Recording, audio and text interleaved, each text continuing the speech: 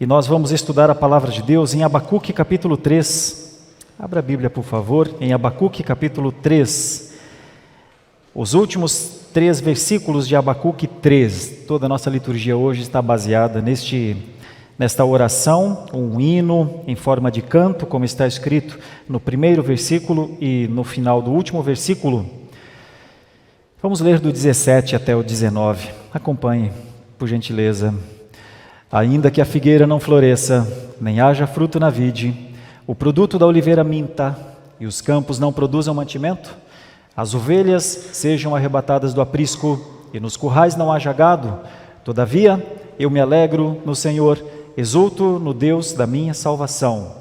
O Senhor, Deus, é a minha fortaleza, e faz os meus pés como os da corça, e me faz andar altaneiramente. Oremos. Senhor Deus, esta é a palavra e nós lemos coisas boas nesta palavra. Esta palavra certamente nos alcança e nos ensina também a exultar e a confiar. Mas diante do quê? O que vemos, mostra-nos, Senhor, pelo Teu Santo Espírito, como viver assim em tempos como os nossos. Usa o Teu Santo Espírito para aplicar essa palavra ao nosso coração. Nós te pedimos em nome de Jesus. Amém. Começando com as nossas crianças, que sempre participam conosco, o pastor quer que você faça o seguinte desenho, a seguinte ilustração. Desenhe uma torre bem alta, uma torre. E de preferência, em cima desta torre, você com a Bíblia na mão. Será que você consegue fazer isto? Em cima de uma torre, você com uma Bíblia na mão. Como quem olha com a Bíblia, eu estou falando com as crianças nesse momento, como que você olhasse assim, deixa-me ver o que eu estou vendo lá, isso está aqui, deixa eu ver de onde eu me lembro desse fato. E você encontra na Bíblia uma passagem que possa te mostrar a Bíblia como aquela lâmpada que te faz entender o mundo, entender as coisas. Será que você, criança, consegue se ver no alto de uma torre, com a Bíblia na mão e a Bíblia sendo a sua orientação para compreender os fatos ao teu redor? Se você, criança, conseguir fazer isso, se você conseguir se elevar, subir um pouco e de cima contemplar o que existe ao teu redor com a Bíblia na mão, você será sábio, você será sábia. É claro que eu estou falando com as crianças e nós adultos, de certa forma, nos sentimos um pouco crianças nisso e também temos de nos perguntar o quanto eu consigo ver o mundo que está ao meu redor com a Bíblia na mão. Quanto? Essa é uma pergunta que cada um de nós pode responder, se quiser, mas eu já lhes adianto que precisa de um grau de honestidade bem grande para isso. Precisa de um grau de serenidade bem elevado. O quanto nós olhamos ao nosso redor com a Bíblia, conferindo, deixa eu ver essa ação aqui, deixa eu pensar. Como é que andam as coisas no meu bairro? Deixa eu ver à luz da Bíblia como elas estão. Deixa eu ver como está a violência no meu bairro. Deixa eu ver como está a educação no meu bairro. Deixa eu ver como é que está a segurança. Deixa-me ver. Ou outras coisas. Olhar ao redor e pensar, deixa eu me ver como é que estão as famílias. Como é que está a honra aos pais? Como é que está o amor mútuo entre os casais? Como é que está a forma de as pessoas viverem na rua? Deixa-me ver, deixa eu olhar aqui.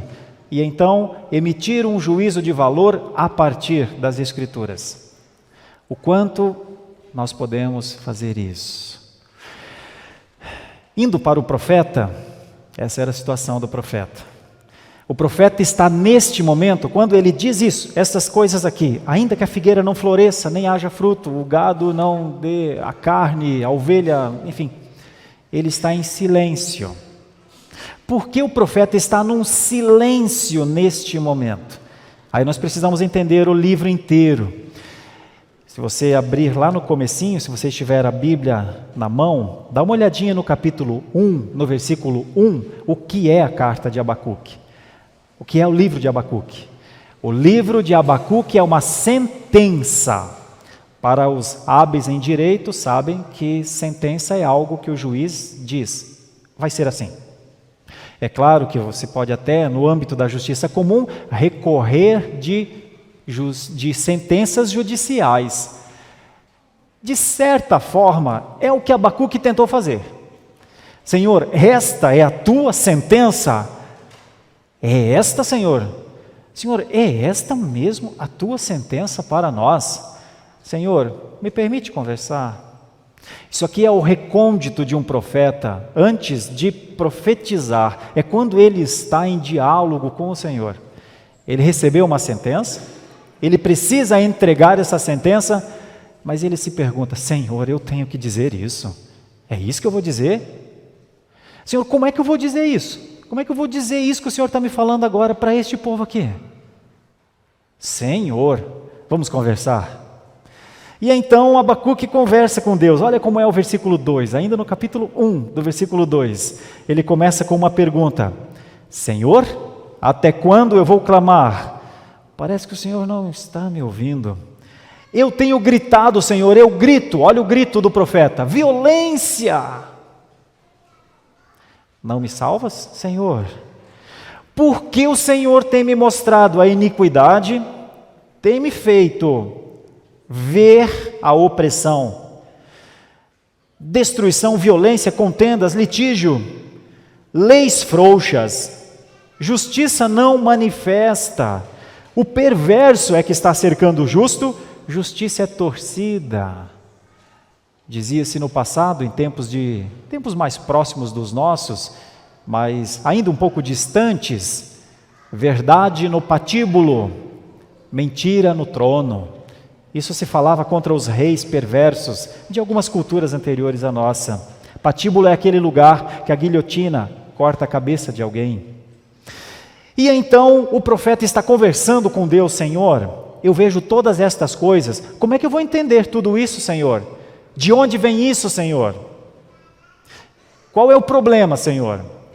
O problema é que o Senhor está irado, eu vejo a sua ira, Senhor. Mas por quê? E então nós começamos a perceber do versículo 5 para frente, que verdadeiramente Judá, o reino de Judá, seria mesmo castigado pelos caldeus. O reino de Judá é um reino pequeno, está em uma região importante, e ao seu redor nações poderosíssimas. Os caldeus, que são da Babilônia, os assírios, logo ao norte, o Egito, perto, todo mundo unido contra Judá. E Abacuque se pergunta, o que a gente fez? Por que isso, Senhor? O que está acontecendo aqui, Senhor? E o Senhor Deus explica, Abacuque, meu caro, a profecia que tu terás de entregar é que eu enviarei os caldeus, sim, e não há mais nada o que fazer. Diga a eles que como nação, como povo, não há mais nada o que fazer. É disso que ele se pergunta, é isso que eu tenho que dizer? Eu não posso apresentar uma profecia de esperança, eu não posso dizer, olha, mudem o comportamento, o Senhor vai dar mais uma oportunidade. Eu não posso dizer isso a este povo, eu não posso dizer isso a este mundo, não posso, Senhor. E o Senhor vai dizer no versículo 6, aquela amarga nação, impetuosa nação, que marcha pela largura da terra, para apoderar-se de moradas que não são suas, fará de Jerusalém a sua morada. Eles são pavorosos, são terríveis, criam eles mesmos o seu direito e a sua dignidade. Os seus cavalos, então, Abacuque diz ao povo de Judá que os cavalos deles são mais rápidos que os nossos. Diz a eles que a violência será estabelecida. Diz a eles que eles têm poder para escarnecer dos reis. Diz a eles que passam como passa o vento e seguem-se. São culpados pelas coisas que fazem, mas fazem as coisas que fazem. Versículo 12, Abacuque diz, Senhor, Senhor, vamos conversar, deixa-me recorrer, deixa-me pedir. Senhor, Tu não és Deus de eternidade a eternidade, diz o versículo 12. Senhor, meu Deus, meu santo, não podemos morrer, Senhor. Ó Senhor, para executar juízo, puseste aquele povo. Tu, ó rocha, o fundaste para servir de disciplina. Enquanto Abacuque vai dizendo: Senhor, Senhor, eu sei da tua misericórdia. Senhor, tu és Deus de eternidade a eternidade. Mas Abacuque já começa a ver: mas nós temos abandonado o Senhor. Mas nós temos praticado a iniquidade. Mas nós temos sim idolatrado. Nós não gostaríamos da disciplina do Senhor, mas nós não voltamos ao Senhor. Nós ouvimos os profetas falarem: abandone a idolatria, abandone a iniquidade. Nós ouvimos os profetas falarem: vejam como o Senhor deve ser adorado. E nós não adoramos ao Senhor. O Senhor diz: sejam fiéis, e nós não temos sido fiéis. É aqui que Abacuque começa a ter o senso de realidade. É aqui que ele sai daquela coisa utópica: o Senhor não vai nos fazer mal, o Senhor é bom, nós podemos continuar a fazer a iniquidade que quisermos. Nós dizemos ao Senhor: a carne é fraca. Nós dizemos ao Senhor: Senhor, desculpa, Senhor. Nós dizemos pelo Senhor 2 vezes: desculpa, Senhor. Nós dizemos ao Senhor 5 vezes: desculpa, Senhor. Nós nos acostumamos a todas as vezes falar: Senhor, me perdoe, perdoe os nossos pecados.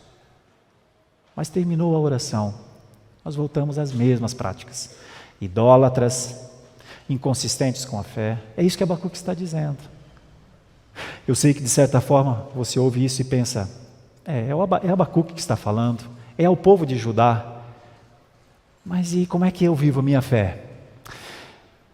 Ainda é Abacuque. Pense um pouco, nós estamos explicando esse texto primeiro, já nós vamos aplicar isso aos nossos dias.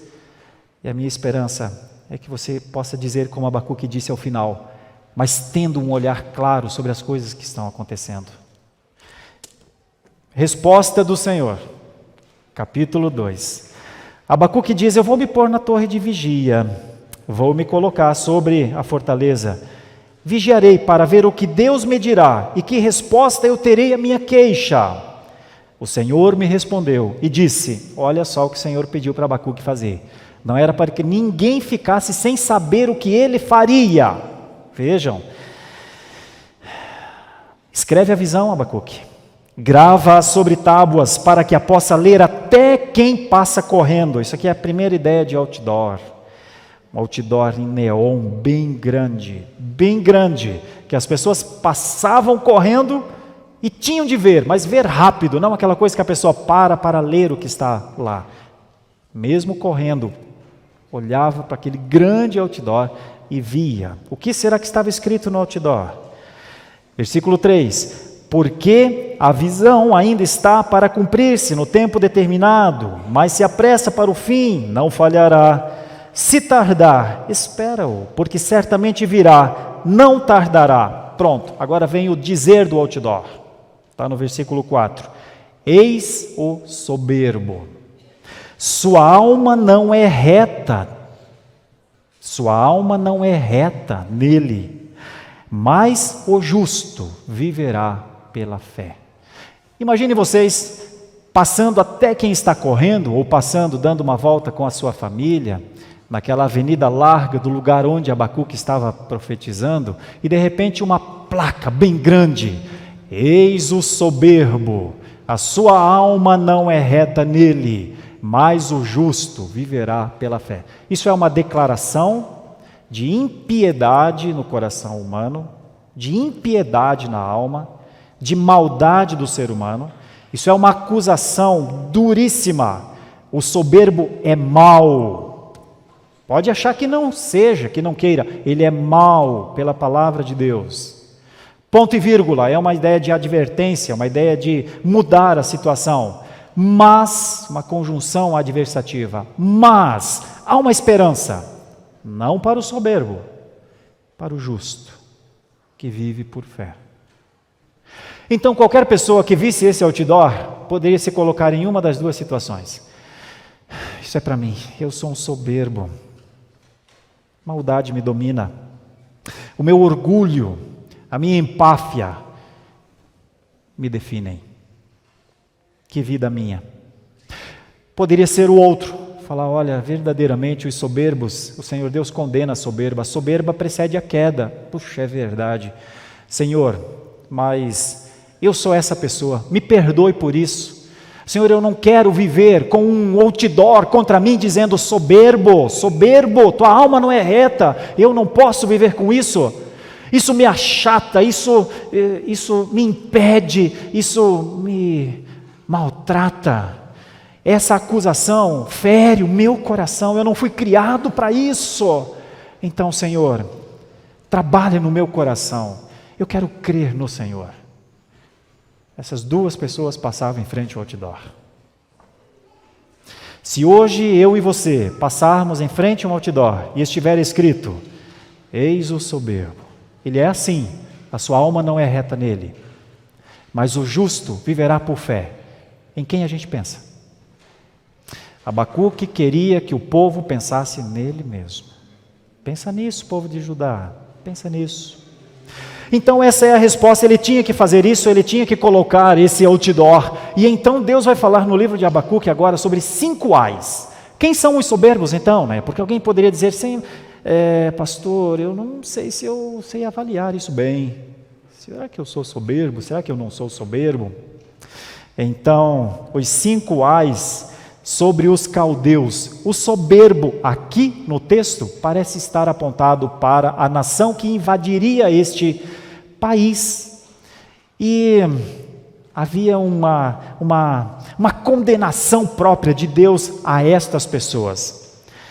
Veja só, ai daquele que acumula o que não é seu e daquele que a si mesmo se carrega de penhores. Versículo 9, ai daquele que ajunta em sua casa bens mal adquiridos, para pôr em lugar alto o seu ninho, a fim de livrar-se das garras do mal. 12, ai daquele que edifica a cidade com sangue e a fundamenta com iniquidade.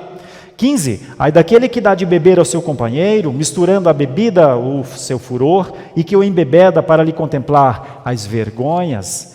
E versículo 19, ai daquele que diz à madeira, acorda, e a pedra muda, desperta. Pode o ídolo ensinar? Eis que está coberto de ouro e de prata, mas no seu interior não há fôlego nenhum. Os 5 ais alcançam primeiro os caldeus, que são os inimigos do povo de Judá, mas é impossível não alcançar também o povo de Judá, porque os textos anteriores mostram que o povo de Judá também vivia assim. O povo de Judá também acumulava ou tentava acumular o que não era seu, brigava, havia tanta discussão judicial, tanta divisa mudada para que alguém pudesse ganhar ou roubar mesmo o que era do outro.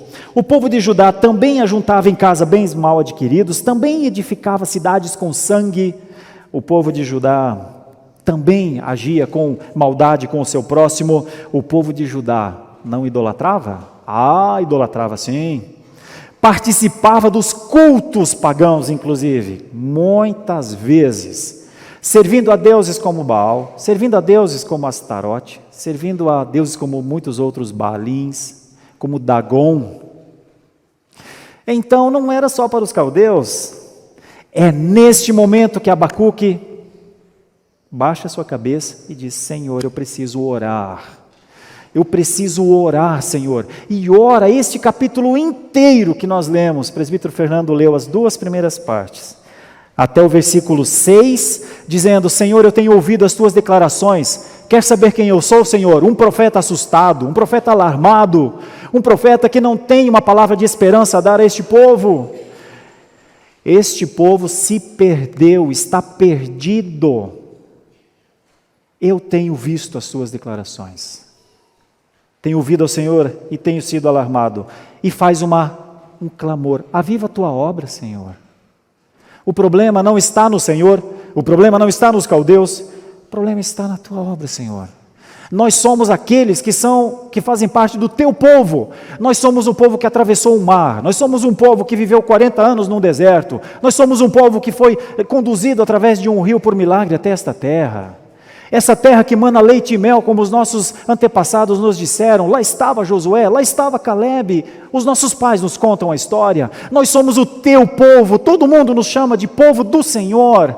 Senhor, nós fomos criados para fazer a tua obra. Nós fomos criados para te adorar, só o Senhor, para ter o Senhor como nosso Deus. Nós fomos chamados para viver diante de ti, nós fomos chamados para cantarmos os louvores mais lindos ao Senhor. Mas quando nós chegamos para cantar, nossa cabeça está cheia de tantas outras coisas. Quando nos pedem para ler a Tua palavra, nós perguntamos, onde que é isso mesmo? Quando nós somos chamados para nos envolver com o Senhor em testemunho contra a idolatria do nosso lado, nós olhamos e dizemos, não dá para combater a idolatria, porque nós mesmos somos idólatras também. Quando falamos, seja a verdade a marca principal do povo de Deus, nós temos mentido, Senhor. Aviva a Tua obra, Senhor. Aviva a Tua obra é a oração de Abacuque, e nós vemos uma coisa bonita em Abacuque, isso foi lido na primeira parte da nossa liturgia, os caminhos de Deus são eternos. Abacuque é esse homem, ele sabe da realidade difícil dos seus dias, mas ele diz, Senhor, os Teus caminhos, talvez eu não esteja compreendendo bem, talvez eu não esteja tão alto nessa torre para compreender, talvez eu não esteja abrindo tanto a Bíblia como eu deveria ter aberto, porque eu não vou para a Bíblia para compreender o mundo? Por que eu busco tantas filosofias humanas? Por que, Senhor? Senhor, eu só posso dizer que os Teus caminhos são eternos.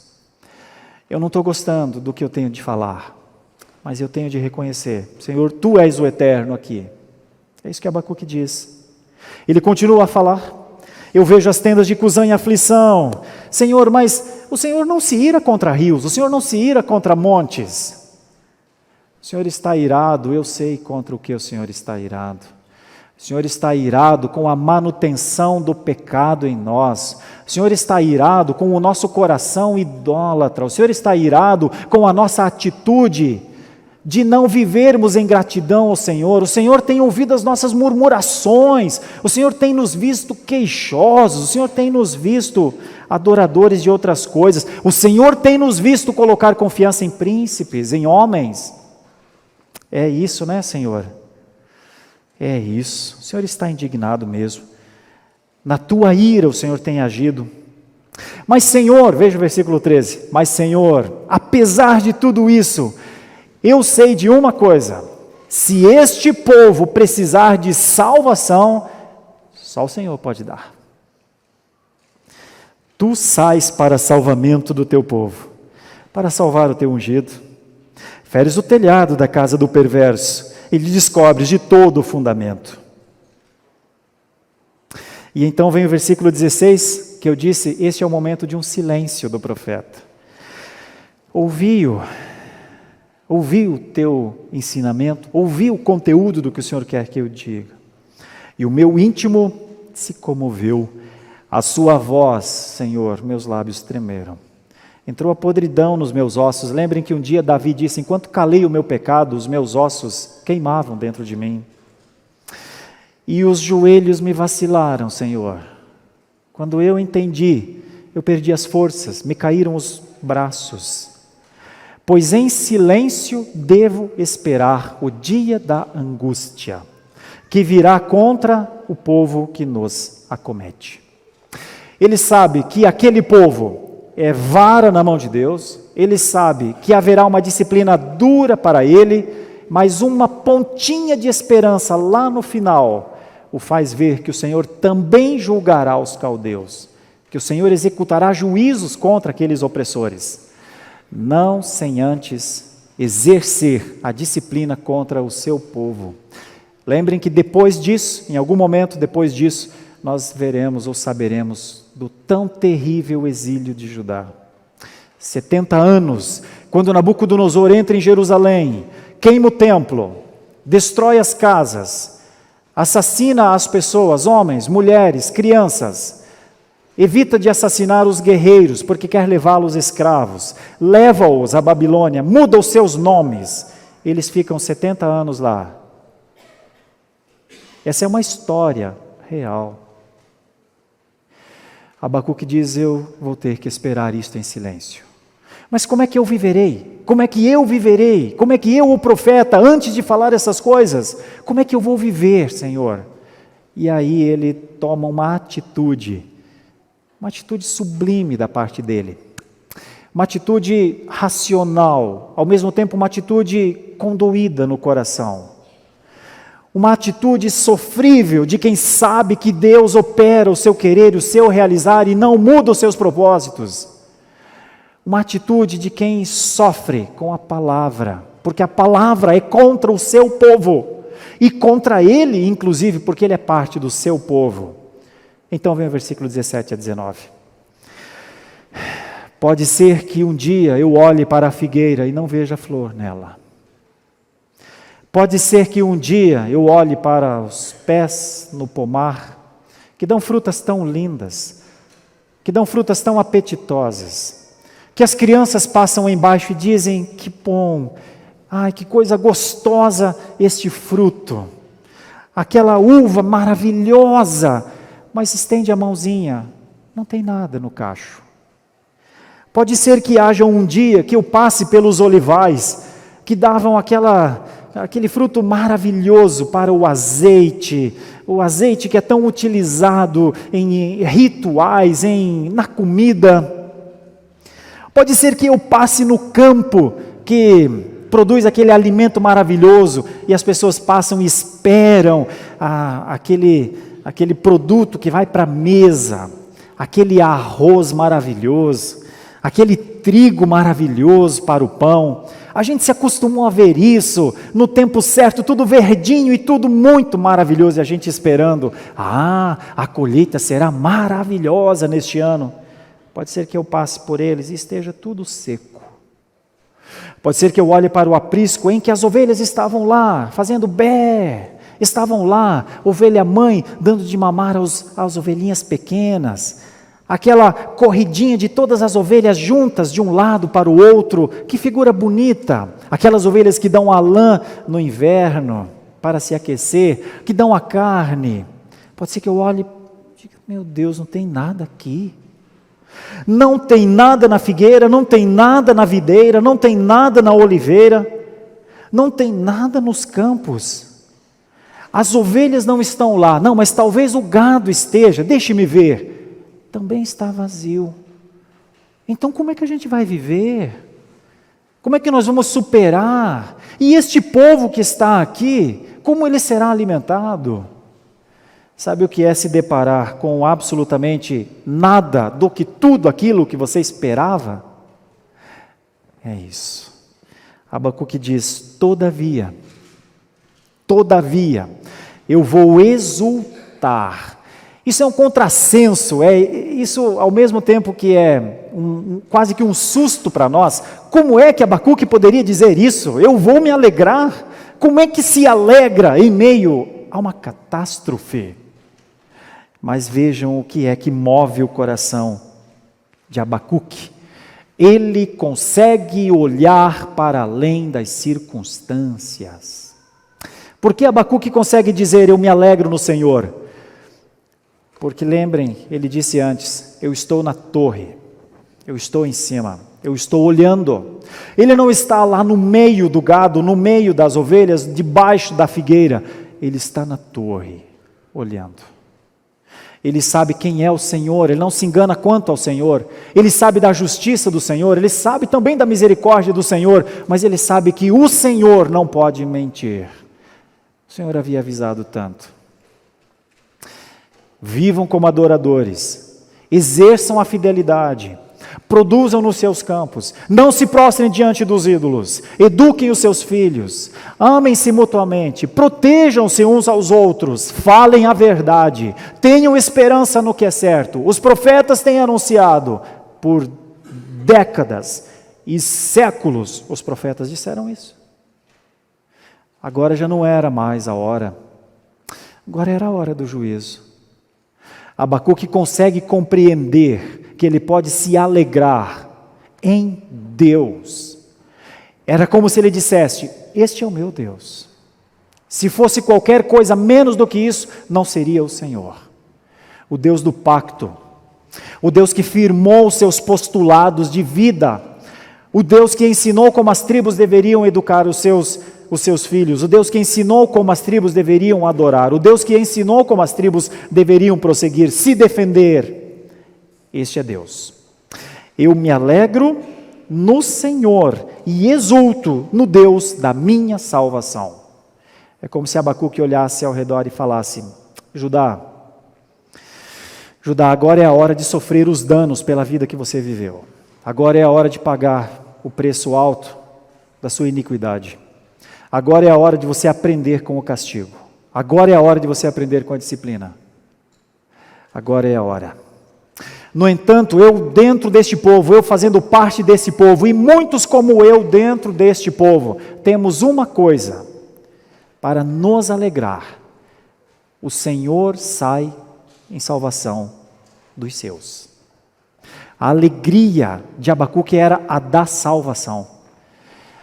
Ele não tinha uma palavra boa a dar àquela geração, mas ele tinha uma coisa a entender: ele poderia exultar no Deus da sua salvação. Outra coisa que Abacuque poderia fazer, e fez, está no versículo 19: o Senhor Deus é a minha fortaleza, faz os meus pés como os da corça e me faz andar altaneiramente.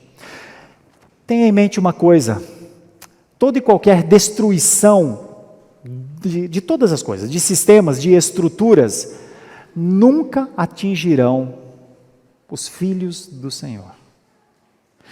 Tem uma coisa no seu coração: as famílias podem ser atacadas de todas as formas, a sua será preservada. A fé pode ser atacada de muitas maneiras. Pessoas poderão em determinado dia falarem: eu adoro ao Senhor, eu sou um filho de Deus. Pessoas poderão pregar em púlpitos, pessoas poderão testemunharem, levar outras pessoas à fé. E em outro momento, essas mesmas pessoas dizem: Deus não existe. Eu conheço pessoas que estudaram em seminários comigo há 20 anos atrás e hoje fazem parte de associações de ateísmos. Pode ter certeza, ao seu redor o amor pode se esfriar, ao seu redor a maldade pode crescer, ao seu redor a iniquidade pode assolar, a justiça pode ser torcida, mas os seus eleitos andarão seguros, correndo a carreira proposta. Os seus escolhidos andarão olhando firmemente para o autor e consumador da fé, o Senhor Jesus Cristo. Os seus eleitos aguardam com ansiedade santa a volta do Messias para o estabelecimento total de todo o seu plano de redenção. E se você for um dos eleitos do Senhor, você vai dizer como Abacuque: pode ser que eu não veja nada de bom ao meu redor, mas existe algo em mim que não pode ser tirado pelas circunstâncias. Uma alegria, uma bem-aventurança, uma exultação. Sabe o que é o termo exultação? Porque o termo exulto, no meu Deus aqui, é muito profundo e é um termo muito bonito. É o termo que você quer fazer tanto para Deus, você quer se expressar tanto para Deus, que você não tem as palavras não são suficientes, e alguns nesse ato extremo de exultar ao Senhor, muitas vezes se pegam simplesmente chorando diante de Deus, simplesmente em silêncio diante de Deus, simplesmente entendendo coisas que os seus olhos não tinham visto até então, e eles sabem que ali é o melhor lugar.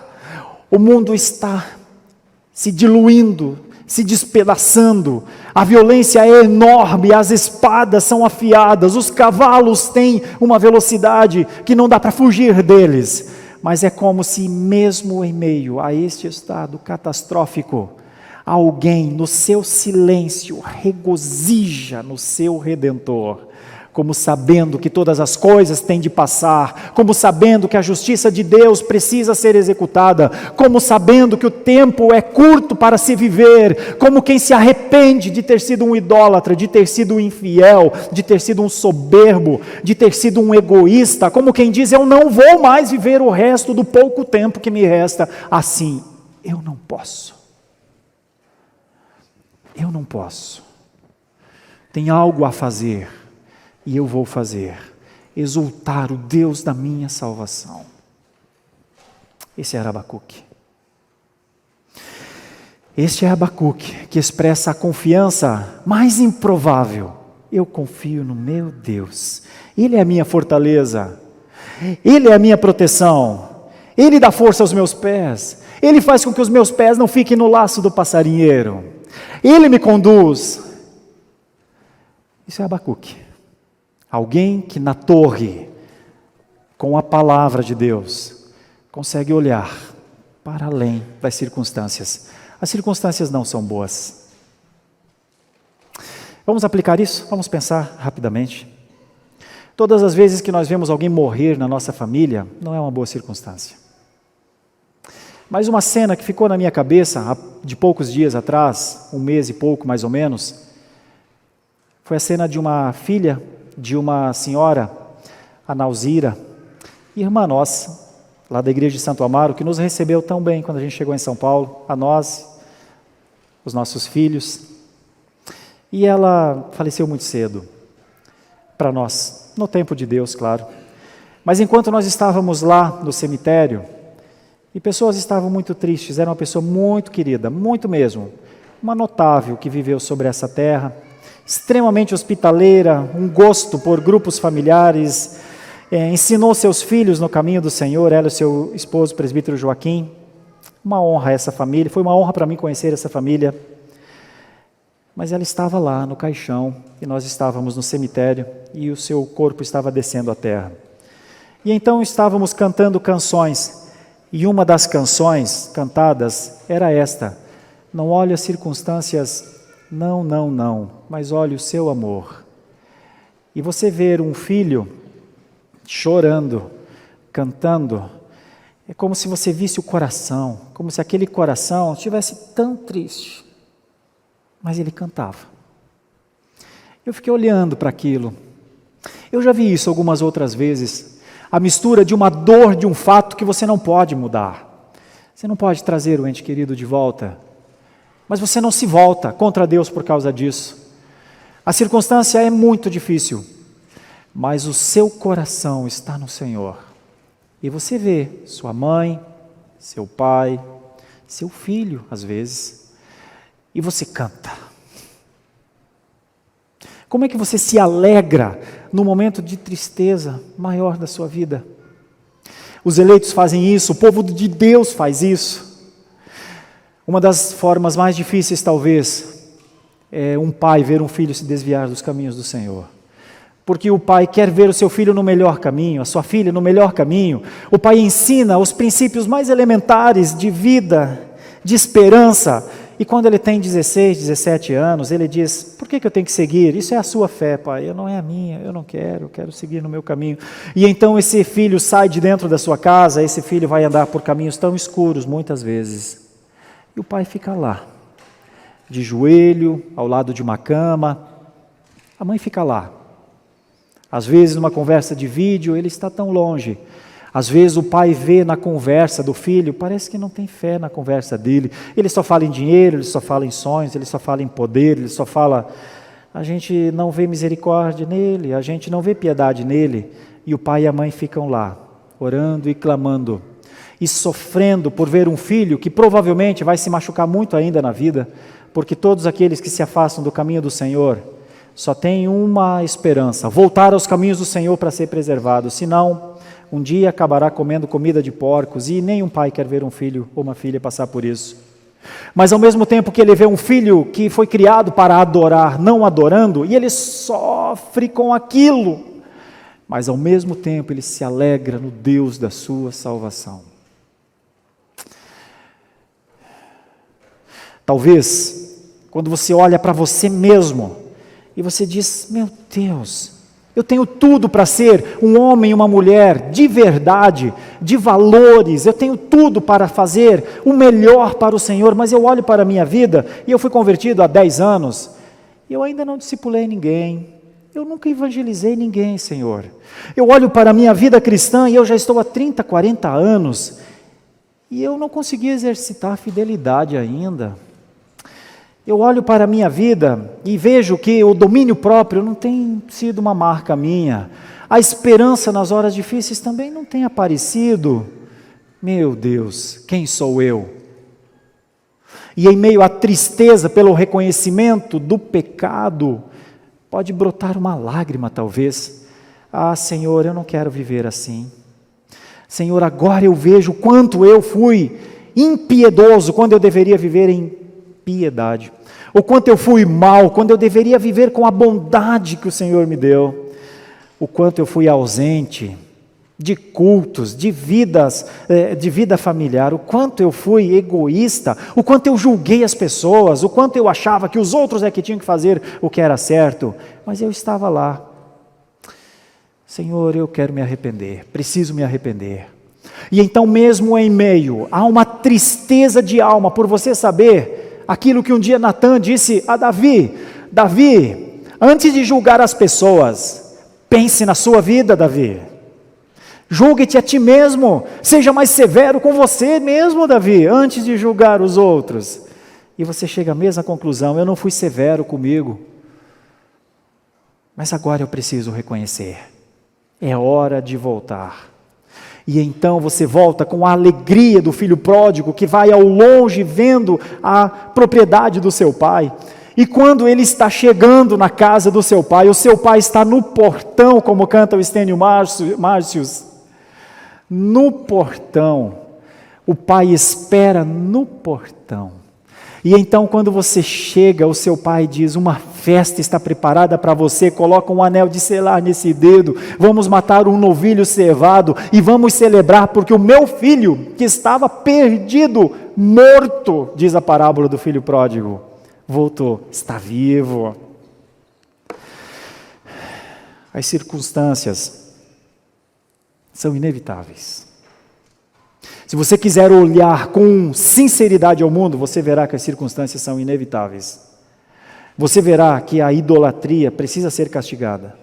Você verá que a impiedade precisa obrigatoriamente ser corrigida.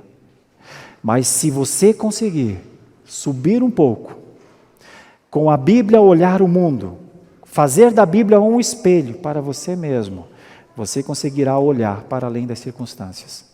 E você se verá como Abacuque. As coisas podem não ir tão bem na sua casa, as coisas podem não ir tão bem no seu trabalho, as coisas não irão bem no mundo, mas você poderá se alegrar, exultar e confiar. Eu gostaria muito que você saísse dessa igreja hoje assim. Não acredite no mundo, não acredite nos príncipes, não deposite sua confiança em coisas vãs. Mas o seu Deus, o nosso Deus, é o Deus de Abacuque, Ele está aqui, falou a Abacuque, fez doer o coração de Abacuque, como talvez tenha feito doer um pouco o seu nessa manhã. Mas para que nós consigamos olhar para a realidade como ela é, nós precisamos, de uma forma simples, do operar do Espírito Santo que nos convence do nosso pecado e do juízo. Como Jesus um dia disse: eu vou para o Pai, mas enviei o Consolador. Ele convencerá o coração de vocês. E se você sair dessa igreja nessa manhã, com uma intenção de exultar ao Senhor apesar das circunstâncias, de confiar no Senhor apesar das circunstâncias, possivelmente o Espírito Santo está te fazendo olhar para além delas. Você está contemplando Deus e a sua glória. Você está contemplando a promessa que se cumprirá. Você está contemplando uma realidade para além do tempo. Você está contemplando o seu Deus, aquele que enviou o seu Filho na cruz para morrer. Você está olhando para além da cruz. Você está olhando para aquele estado eterno em que você estará com um povo, uma nação, talvez, multidões e multidões, adorando e dizendo: Santo, Santo, Santo é o Senhor, Deus dos exércitos. O seu filho que estava perdido estará lá. A sua casa que talvez estivesse desmoronada estará reconstruída. A promessa do levantamento do tabernáculo caído de Davi é uma promessa real para o povo de Deus. E o Senhor, Deus de todos os tempos, reinando. E você estará no lugar para o qual você foi criado.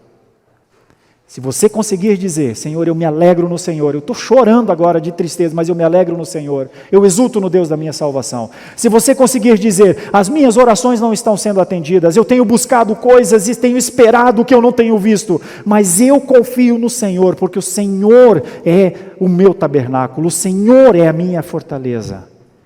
Aí você está orando como Abacuque, porque você crê no Deus da salvação. Você crê no Senhor Jesus Cristo como Redentor. Então você não dependerá mais das circunstâncias. Você já é feliz, apesar das circunstâncias. Feche os seus olhos, vamos orar. Senhor nosso Deus, a gente se entristece com Abacuque. A gente se entristece com o alarme que ele teve. A gente se entristece com a palavra de esperança que ele não poderia mais dar àquela nação. A gente fica triste pela nação também. Mas, Senhor, existe uma coisa tão bonita aqui em Abacuque, que o justo vive por fé. A fé de Abacuque o justificaria. Ele seria considerado um justo, ele sabia que ele estava sendo justificado. Ele sabia que o justo viveria por fé. Lutero também disse isso um dia, nós dizemos hoje também. Apesar dos pesares, o justo vive por fé. Senhor, aumenta a nossa fé, Senhor. Senhor, enche o nosso coração, a nossa vida, a nossa casa desta fé. A fé que não depende de fatos, de situações, de coisas boas para que haja sorriso no nosso rosto. A fé que exulta apesar das coisas. A fé que demonstra uma confiança apesar dos fatos. Santo é o teu nome, o Senhor é o nosso Deus. O Senhor enche o nosso coração da sua presença. O Senhor fortalece os nossos pensamentos. A nossa mente é tomada da tua vontade. E então, Senhor, nós continuamos a interceder por este país, como Abacuque intercedeu, por este mundo, como tantos outros profetas. Aviva a tua obra no mundo, Senhor, nós também pedimos. Os teus caminhos são eternos, Senhor, nós também dizemos. Mas acima de tudo, se a justiça do Senhor, a implacável justiça do Senhor, vier, no tempo em que ela vier, o Senhor há de nos encontrar aqui, esperançosos, aguardando, como aquelas virgens com as suas lâmpadas, esperando o noivo chegar. Senhor, o Senhor há de nos encontrar no final da nossa perseverança. Persevera os nossos pés, faz com que os nossos joelhos não se dobrem, Senhor, faz com que eles não fiquem trôpegos, como disse Tiago. Fortalece, Senhor, a obra das nossas mãos. Permita-nos, Senhor, uma resistência santa a tantas invasões, a tantos ataques, aos absolutos que nós entendemos como verdadeiros. A Tua palavra, o Estado, a Igreja. Continuamos a orar, não permita que aviltem essas estruturas, Senhor. Mas se porventura, Senhor, elas forem tocadas, preserva-nos. Preserva o Teu povo, Senhor. Permita-nos um olhar sempre aberto de quem sabe que depois das circunstâncias mais terríveis está o Senhor, o nosso Deus, o para sempre nosso Deus. É a nossa oração, como Abacuque, em nome de Jesus. Amém. Muito obrigado por nos acompanhar até o final deste vídeo. Para receber mais reflexões e ficar por dentro dos próximos conteúdos, te convidamos a seguir as nossas redes sociais que estão na descrição. Alguns vídeos aparecerão na tela caso queira continuar nos assistindo. Abraço e até a próxima.